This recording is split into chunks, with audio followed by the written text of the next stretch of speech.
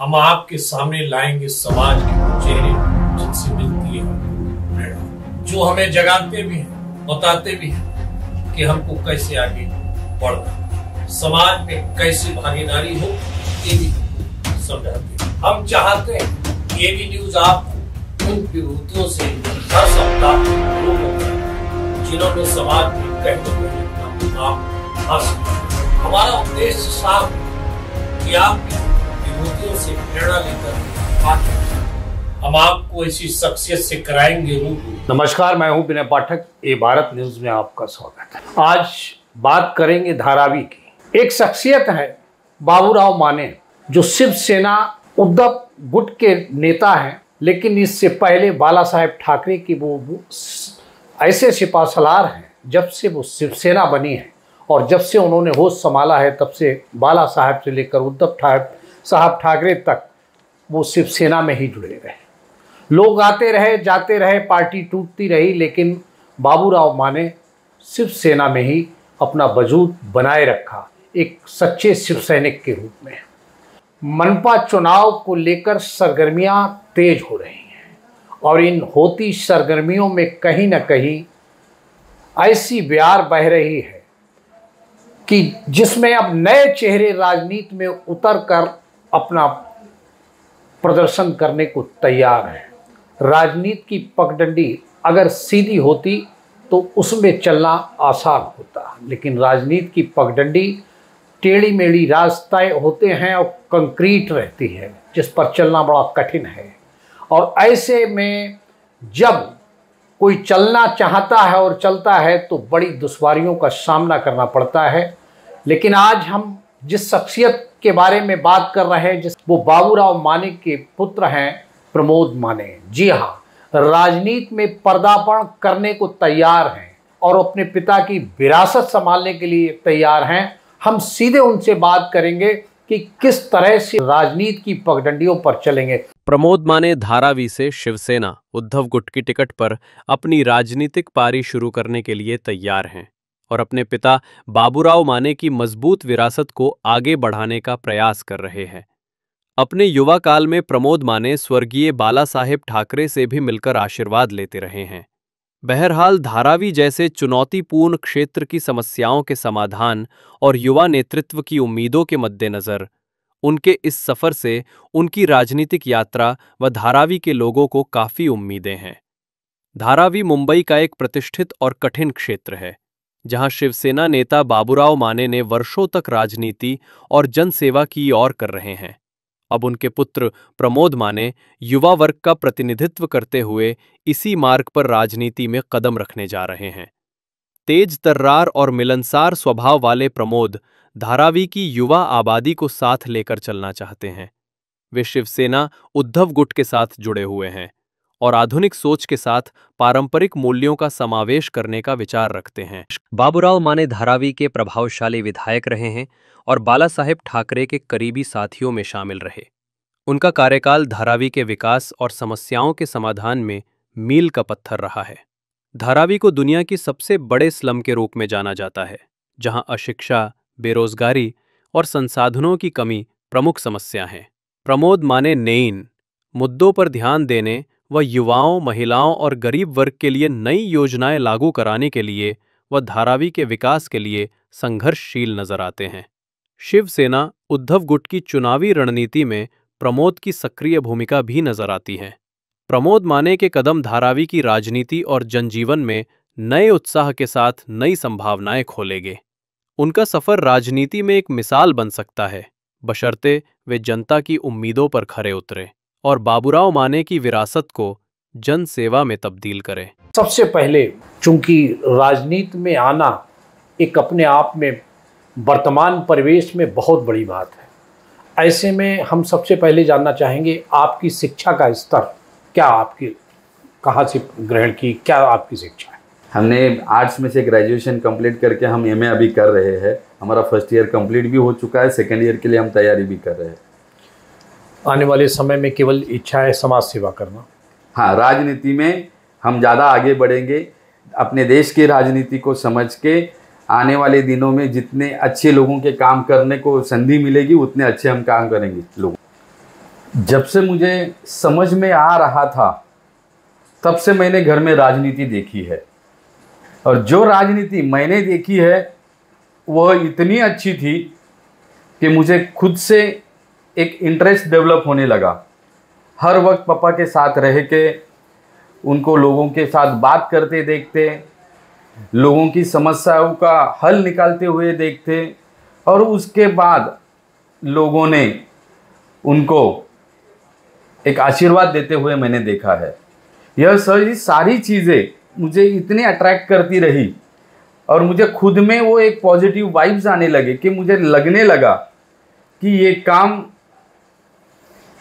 जो भगवान करता है, उसके पहले जो भगवान ने हमें बनाया है कि लोगों की समस्या छुड़ाने के लिए, लोगों को उनके परेशानियों से बाहर निकालने के लिए भगवान ने हमें चुना है, मतलब मेरे पापा को चुना है। अगर ये काम मैं करूँगा तो मुझे डेफिनेटली भविष्य में लोगों का साथ मिलेगा, लोगों का आशीर्वाद मिलेगा। इससे ज़्यादा हमें राजनीति में आके और कुछ नहीं चाहिए होता। पैसा, फेमस, ये सारी चीज़ें होती रहेगी, बट जो लोगों का आशीर्वाद है वो काफ़ी महत्वपूर्ण है। वो ऐसे कामों से ही मिलेगा, और ऐसे काम करने के लिए सिस्टम में आना बहुत ज़रूरी है, और उस सिस्टम में आने के लिए राजनीति यह एक अच्छा और एकमेव पर्याय है। आपने बहुत बढ़िया बात की, राजनीतिक अच्छा पर्याय है। वर्तमान दौर में राजनीति में कुछ अच्छा पर्याय है, कुछ खराब भी रहता है, लेकिन राजनीति में किस तरह की चुनौतियों को प्रमोद माने आने वाले समय में समझेंगे या मानते हैं? आने वाले समय की चुनौतियां हम आज डिसाइड करना थोड़ा गलत होगा, बट जिस वक्त पे जो चुनौती आती है उसका हल कैसे निकाला जाता है, उसके ऊपर जो पढ़ाई होती है, उसका जो अभ्यास होता है, और उसका जो एक नतीजा निकलना होता है, वो रास्ते पे चलना काफ़ी महत्वपूर्ण होता है। आने वाली परेशानियां राजनीति में हम जो देख रहे हैं, आने वाले दिनों में राजनीतियों में बहुत ज़्यादा घड़ामुड़ी हो रही है, तो आने वाली क्या समस्या रहेगी उसके ऊपर आज हल निकालना ये उतना उचित नहीं होगा, उस चीज़ के ऊपर बात करना। बट उस समय में उस वक्त पर जो समस्याएं आएगी उसके ऊपर कैसा हल उस वक्त निकाला जाएगा, ये महत्वपूर्ण होता है। उसके लिए हमारा खुद पे विश्वास होना, हमारे पार्टी पे विश्वास होना, हमारे काम पे विश्वास होना, ये ज़्यादा महत्वपूर्ण। बहुत बड़ी बात कही प्रमोद भाई। एक चीज़ बताइए, चूंकि पिताजी आपके आमदार रहे, आज धारावी में उनकी अलग पहचान है, ऐसी शख्सियत के रूप में जाने जाते हैं। आप समझते हैं कि उनका जो आपकी पारिवारिक पृष्ठभूमि है उसका लाभ आपको मिलेगा? इसका फ़ायदा मुझे ऐसे हो रहा है कि जैसे जैसे एक व्यक्ति की कोई परेशानी है वो कैसे हल की जाएगी, कम से कम समय में उसको मैं कैसे हल कर सकता हूँ, इसका अभ्यास मुझे वहाँ से मिला है। मेरे लिए वो मेरी यूनिवर्सिटी है, स्कूल नहीं है, कॉलेज नहीं है। मेरे लिए मेरे पापा मेरी यूनिवर्सिटी है, जिसमें मुझे हर एक चुनौती का कैसा हल निकाला जाएगा उसका किताब वहाँ पे पढ़ा है। मुझे जाके सिर्फ उसको पढ़ना है। आपको पढ़ना है, लेकिन चूंकि पिताजी आपके अच्छा काम कर रहे थे, आज भी धारावी बचाओ आंदोलन में सबसे पहली भूमिका अदा करने वाले और आखिरी आज भी वही कर रहे हैं, तो उसका लाभ कहीं ना कहीं आपको कहीं जनता के द्वारा तो मिलेगा ही। डेफिनेटली मिलेगा। जब लोगों के सामने मेरा चेहरा जाता है तो लोग मेरा चेहरे को मेरे पापा के काम से पहचानते हैं, और मेरे पापा का काम उतना बड़ा है तो मेरे चेहरे को वो बहुत इजीली एक्सेप्ट कर लेते हैं। उनको मेरे चेहरे को एक्सेप्ट करने में दो राय नहीं आती है। उनको पता है कि ये चेहरा वही है जिनके पास हम पहले काम लेके गए थे, और जिन्होंने हमारा काम किया था वो उनके विरासत का ही चेहरा है। तो वो हमारे चेहरे को भी उतनी ही आत्मीयता से और उतनी ही आशा से हमारे पास देखते हैं, और आपको आशीर्वाद भी निश्चित मिलेगा। निश्चित मिलेगा, निश्चित मिलता ही है, क्योंकि पापा के पास अगर 100 काम आते तो उसमें के 10 काम तो कम से कम मैं कर ही लेता हूँ। वो आपको ट्रांसफर कर देते हैं। हाँ। अच्छा, एक चीज़ बताइए, चूंकि पापा तो शिव सैनिक रहे, स्वर्गीय बाला साहब ठाकरे के सच्चे शिव सैनिक, और ऐसे शिव सैनिक की पार्टी से कोई मतलब नहीं, उन्हें समाज की सेवा करना उनका मुख्य उद्देश्य था। ऐसे में प्रमोद माने शिव सैनिक रहेंगे, कांग्रेसी रहेंगे या भाजपाई रहेंगे, किस रूप में उभर के आएंगे सामने? हम डेफिनेटली शिव सैनिक ही रहेंगे। शिव सैनिक का काम शिव सैनिक मतलब वो एक समाज सेवक ही है। जब तक मैं आखिरी सांस तक समाज सेवक रहूँगा तो मुझे कोई भी पार्टी में रहने से कोई फर्क नहीं पड़ेगा। पर मेरे दिल में, मेरे जहन में, मेरे खून में आज भी शिवसेना उतनी अच्छी तरीके से है कि मुझे कोई दूसरी पार्टी उसकी तरफ खींच नहीं सकती। यानी कि आप पापा बाला साहब ठाकरे के शिव सैनिक बने थे सच्चे, आप उद्धव साहब ठाकरे के सच्चे शिव सैनिक बनने को तैयार बैठे हैं। बिल्कुल शिवसेना पार्टी के जो हमारे नेता है बाला साहब ठाकरे जी के साथ मैंने बहुत ज़्यादा काम नहीं किया है, बट उनको मैंने बहुत ज़्यादा पढ़ा है। तो अगर जैसा आप कहते हैं कि पापा के काम के वजह से मुझे लोग अपनाएंगे, तो वैसे ही बाला साहब ठाकरे जी के काम के वजह से उद्धव साहब ठाकरे को हमने अपनाया है। हमने हमारा पूरा विश्वास उनके ऊपर डाला है ताकि वो उनको ऐसे परेशानियों में लगे नहीं कि उनके साथ कोई नहीं। उनके साथ आज भी पहले से ज़्यादा शिव सैनिक जुड़े हुए हैं। क्या लगता है कि उद्धव साहब ठाकरे इस बार बीएमसी में परचम लहराएंगे? 1001% लड़ाएंगे, 1001% लड़ाएंगे। उनके अलावा बीएमसी में कोई और आगे उनके आजू बाजू में भी नहीं आ सकता है। उद्धव बाला साहब ठाकरे जी की शिवसेना का ही परचम लहराएगा बीएमसी में।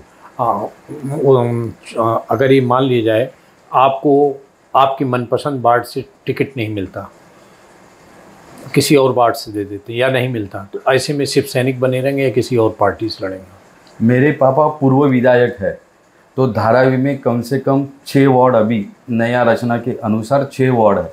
तो वो 6 वार्ड में से हमें हमारा मनपसंद, तो हमारे 6 के 6 हमारे मनपसंद है। हमें किसी भी वार्ड में अगर टिकट मिलेगी तो हम चुन के आएंगे, इतनी हमको आशा है। हमारा मनपसंद वार्ड और शिवसेना पार्टी का डिसीजन ये ज़्यादा इम्पोर्टेंट है। हमारा मनपसंद कोई इम्पोर्टेंस नहीं रखता है, शिवसेना पार्टी का डिसीजन जो है वो ज़्यादा इम्पोर्टेंस रखता है। उन्होंने हमें कहीं से भी टिकट देंगे, हम वहाँ से लड़ेंगे, पार्टी के लिए जी जान से लड़ेंगे।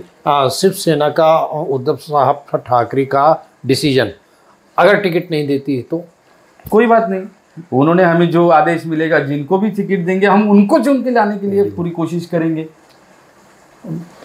बहुत बढ़िया बात कही।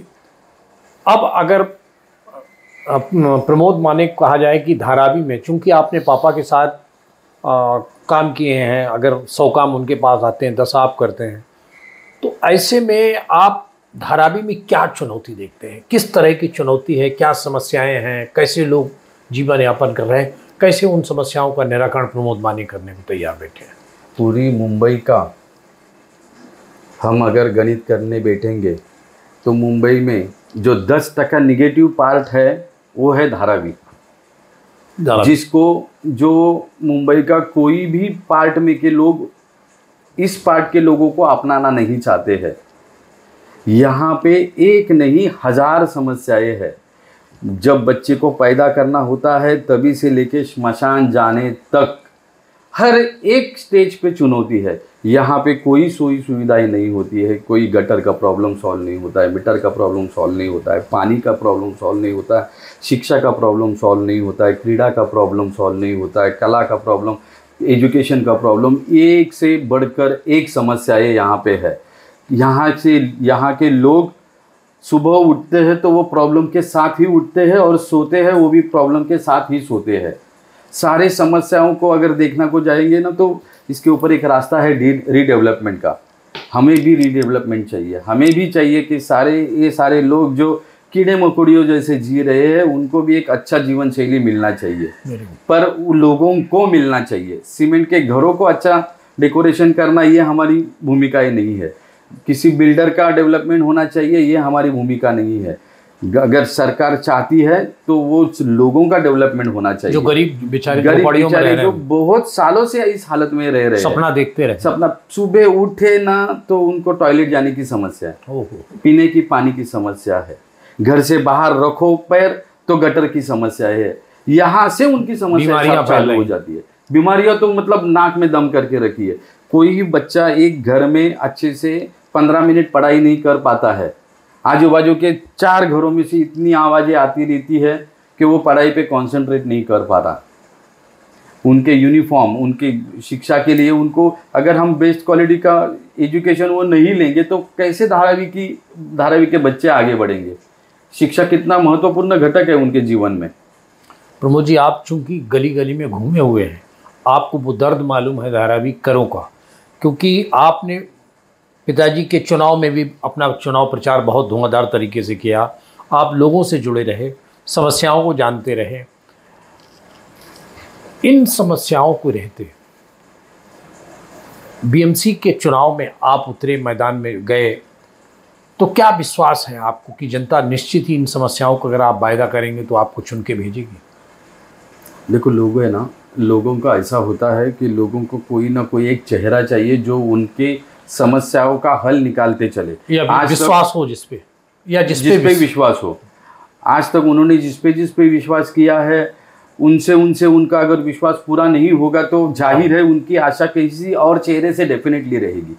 और उनको अगर वो चेहरा, आश्वासक चेहरा दिखता है, उनको उस चेहरे में एक प्रामाणिकपना दिखता है, तो वो उस चेहरे को वो क्यों नहीं एक्सेप्ट करेगी? डेफिनेटली एक्सेप्ट करेगी। उनको चाहिए कि लोगों का काम करने वाला चेहरा आगे आए। आपके पिताजी बाबूराव माने साहब ने एक वजूद बनाया मुंबई की राजनीति में।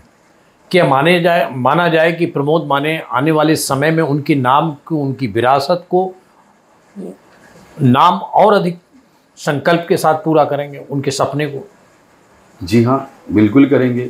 हमने जो अभी पढ़ा है, उनके साथ रह के जो सीखा है, जो आजमाया है, उससे हमें खुद पे इतना भरोसा आया है कि हमको अगर थोड़ा सा ताकत मिलेगी, हमको थोड़े से अधिकार मिलेंगे, तो लोगों के जो 10 काम थे वो मैं 100 काम कर सकता हूँ।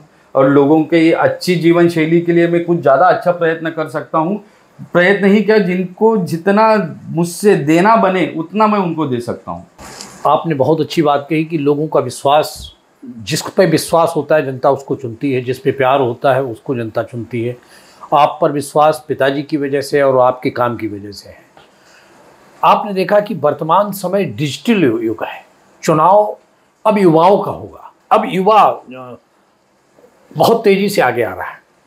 हमने देखा कि डिजिटल प्लेटफार्म हो या कोई हो, पहले के चुनाव न्यूज़पेपरों में चलते थे, टीवी चैनलों पे चल जाते थे, लेकिन अब तो आप अगर जरा सी आहट करेंगे तो वो तुरंत डिजिटल मीडिया पे है। ऐसे में आप किसी तरह की चुनौती मानते हैं? हम इसको हमारे आगे जाने का एक जरिया मानते हैं। हम इसमें से लोगों की समस्याओं का हल निकालने का एक जरिया मानते हैं। हम इसमें से लोगों की समस्या को लोगों के सामने लाने का जरिया मानते हैं। इसमें चैलेंज कुछ नहीं है। जिसमें दम होगा वो आगे जाएगा। वर्तमान होने दो या भविष्य में होने दो, माध्यम तो चेंज होते रहेंगे। आज ये माध्यम है, कल दूसरा माध्यम आएगा, परसों तीसरा माध्यम आएगा, पर तुम्हारा काम ही तुमको आगे लेके जाने वाला है। उस काम पे अगर तुमको भरोसा है तो तुम्हारे ये आने वाले माध्यम उसको चैलेंज की तरह से नहीं, पॉजिटिवली हम उसको एक ऐसे माध्यम की तरह देखेंगे कि ये हमारे किस काम में आने वाला माध्यम है। बराबर। देखो ना, लोगों को अगर समस्या है उनके पास, तो उनको वो समस्या बयां करने के लिए एक जरिया है ना, जरिया, प्लेटफॉर्म जो इजीली लोगों तक पहुंच सकता है, हमारे जैसे समाज सेवकों के पास पहुंच सकता है, ताकि हम उसका हल निकाल सके। आप हल निकाल सकें। प्रमोद माने जी, एक चीज़ और भी है आपके साथ, एक और आपके लिए प्रशिक्षण देने वाले आपके गुरु, आपके पिता बाबूराव माने जी आपके साथ हैं। अगर आप कहीं पे पैर लड़खड़ाते हैं, डगमगाते हैं, तो निश्चित ही अगर आप चुन के जाते हैं तो वो आपको संभालने के लिए हैं। इसके लिए आप कैसा फील करते हैं कि ये आपके लिए आने वाले समय में कितना? इस तरीके की हाथ में एक काटी होना, यही अपने पापा का अपने कंधे पे हाथ होना, यही एक सबसे बड़ा कॉन्फिडेंस होता है, जो वो हर वक्त हमें याद दिलाते रहता है। तो कुछ तुम सिर्फ चलते जाना, तुम गिरोगे नहीं, तुम्हारे पीछे हमने तुम्हारा हाथ पकड़ा है। और यह चीज हमें वो ताकत देती है कि हम चाहे जितने स्पीड से दौड़ सके, हमें कोई गिराने वाला नहीं है। और कभी हमारे पैर लड़खड़ाए भी तो विद इन अ सेकेंड वो हमको थाम लेते हैं, हमें हिलने नहीं देते हैं। इस चीज़ का हमें बहुत गर्व भी है और बहुत ज़्यादा इस चीज़ का हमें आधार भी है। और वो आप लेके चलेंगे। अगर हम आपसे कहें कि आप 1 मिनट में अपने बारे में, अपने संकल्प के बारे में मराठी में बोल दीजिए, तो क्या कहेंगे? मी धारावीतल्या सगळ्या जनतेंना सांगू इच्छितो की आजचे दिवस जरी खराब असले, आजचे दिवस जरी आपल्याला त्रास देणारे असले, तरी भविष्यात येणारे दिवस आपल्यासाठी खूप जास्त आशा घेऊन येणार आहेत. आपल्याला फक्त थोडासा धीर धरावा लागेल. येणाऱ्या काही दिवसांमध्ये आपल्याला धारावीचा विकास होणार आहे. आपला आंदोलन, धारावी बचाव आंदोलन हे एवढ्या तीव्रतेने चालू आहे की अदानीला आपल्या म्हणण्याप्रमाणे आपल्याला हवं तसा आपल्याला विकास करून मिळणार आहे. त्यामुळे एवढे आत्तापर्यंत जे दिवस आपण हलाखीचे काढलेले आहेत, तिथून पुढे थोडासा आणखीन धीर धरावा लागेल. येणाऱ्या काही दिवसांमध्ये धारावीचा विकास नक्की झालेला असेल आणि तो आपल्या म्हणण्यानुसार झालेला असेल. प्रत्येक धारावीकराला 500 स्क्वेअर फीटाचं घर धारावीमध्येच मिळणार आहे. त्यामुळे ही एक आशा घेऊन आपण इथे थांबूया. जय हिंद, जय महाराष्ट्र. बहुत बढ़िया प्रमोद जी, आपने धारावी का चित्रण किया कि थोड़ा सा धैर्य रखिए. अडानी का प्रोजेक्ट 500 का घर निश्चित मिलेगा, नहीं मिलेगा तो संघर्ष भी होगा और इस धारावी के निश्चित ही आपको टिकट मिलेगा और आप चुनाव मैदान में उतरेंगे, ऐसी हम लोग शुभकामनाएं भी करेंगे. क्योंकि जो अंदाज आपका है, जिस तरीके का आपके अंदर जज्बात है, वो कहीं ना कहीं एक राजनीति में एंट्री करने का अपना एक मुकाम पैदा करता है कि हम में इतनी है. जो भी आपको देख रहे होंगे, सुन रहे होंगे, समझ रहे होंगे कि बाबूराव माने का पुत्र प्रमोद माने निश्चित ही राजनीति में कहीं ना कहीं अपना मुकाम हासिल करेगा. बहुत बड़ी बात है. बहरहाल बहुत अच्छा लगा आपसे बात करके. आग से हूँ वाकिफ, जलना मुझको आता है, तुम साथ न दो मेरा चलना मुझको आता है. प्रमोद माने वो शख्सियत, युवा तेज तर्रार नेता, जिसने कहा कि मुझको राजनीति के बारे में बचपन से मालूम है और मैं उस राजनीति की उस कठिन चुनौती का सामना करने के लिए तैयार हूं जिस पर चलना आसान नहीं है. और सही मायनों में राजनीति में आप वर्तमान परिवेश में चलना आसान नहीं है. और प्रमोद माने जैसे युवा जब राजनीति में प्रवेश करते हैं तो कहीं न कहीं मुकाम हासिल करते हैं. उनको सुनने वाले, उनको देखने वाले उनके जज्बात को निश्चित ही समझ रहे होंगे कि धारावी में अगर इस तरह प्रमोद माने, बाबूराव माने के पुत्र अगर राजनीति में आते हैं तो धारावी की किस तरह से तस्वीर और तकदीर बदलने का काम करेंगे, ये भविष्य के गर्त में छुपा है. लेकिन प्रमोद माने के जो जज्बात हैं, जो संकल्प है, वो कहीं न कहीं धारावी में एक नया चेहरा राजनीति में उतरता दिखाई दे रहा है. और धारावी की राजनीति में एक नई अंगड़ाई आते हुए दिखाई पड़ रही है प्रमोद माने के रूप में. मैं उनको शुभकामनाएं देता हूं कि वो इसी तरह से धारावी में संघर्ष करते रहें और धारावी से निकलकर मुंबई के लिए, मुंबई से निकल के महाराष्ट्र के लिए और महाराष्ट्र से निकलकर देश के लिए. बहरहाल बिना पाठक को दीजिए इजाजत. हम फिर मिलते हैं नई खबर, नए सफर के साथ. नमस्कार, धन्यवाद. हमारा विशेष कार्यक्रम शख्सियत